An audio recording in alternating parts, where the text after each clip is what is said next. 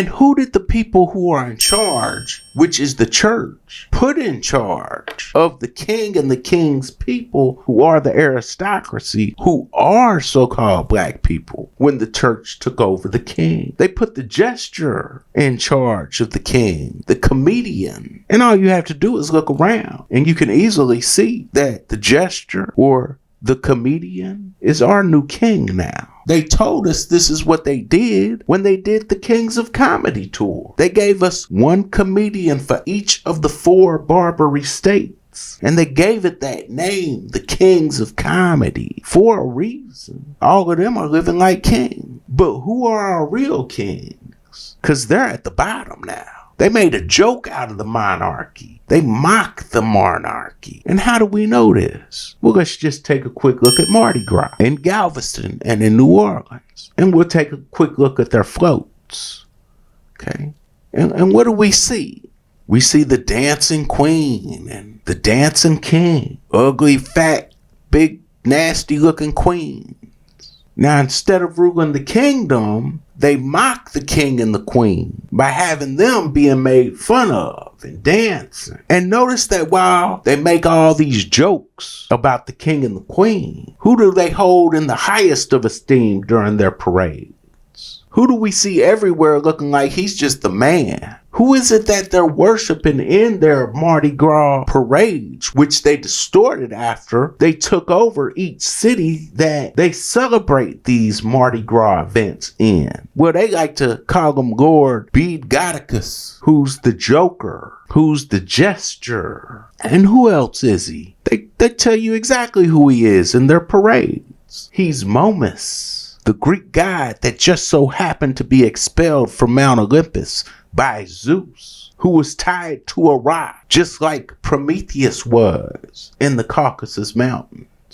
He was also blamed for Zeus's decision to start the Trojan War as a way to reduce the population, just like the Great Flood was ordered by Zeus to reduce the population that Prometheus made and also saved during the Great Flood. During the Renaissance, he was characterized as a mouthpiece for criticism of tyranny. And what is tyranny? A tyrant. That's where tyrant comes from. And dictator. That's where these words come from. Tyranny is being governed by the monarchy, which is our form of government. That's why they hate it so bad. Being governed by the king and the queen, who has way too much power as evil king, the evil tyrant, that dictator, right? Who they could never be a part of his bloodline, so they could never have any power. So they hate the king. But Momus is also the son of Nyx, who is the night, and she didn't lay with anyone to have him. So he is also born of the virgin.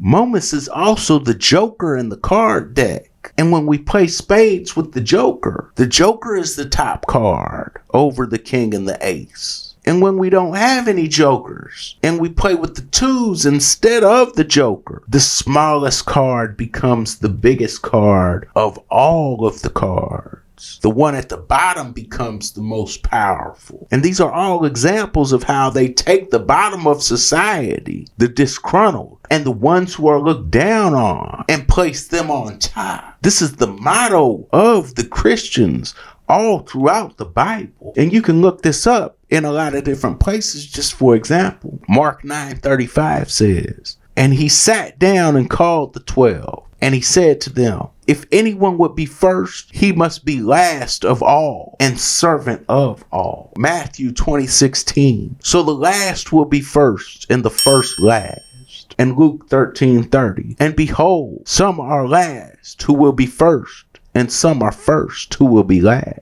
When we're in church, since we've been placed at the bottom, we look at this like one day God is going to put us on top. But no, this is the philosophy that put you on the bottom because you were already on the top. You were always the people who controlled everything and ran the whole world. And it started crumbling for you throughout various phases. One of the biggest falls was in 1492, then later in 1688 with the Glorious Revolution. And then Andrew Jackson, what happened with him in July 4th, 1830, right? So we were always on top, but they erased our memory. So we don't know that anymore. And who are they worshiping during Mardi Gras? They're worshiping Momus. And why? Because he is their god, the son of the night goddess, Nyx, born just like Jesus was. And his creation was always on the bottom until July 4th, 1830. They say Mardi Gras started in New Orleans in 1833. And Mardi Gras started in Galveston, Texas in 1867, right after Galveston, which became the new capital of Barbary after Algiers, which is New Orleans today, was taken over on what we celebrate as Juneteenth, 1865. So Mardi Gras and all the carnivals are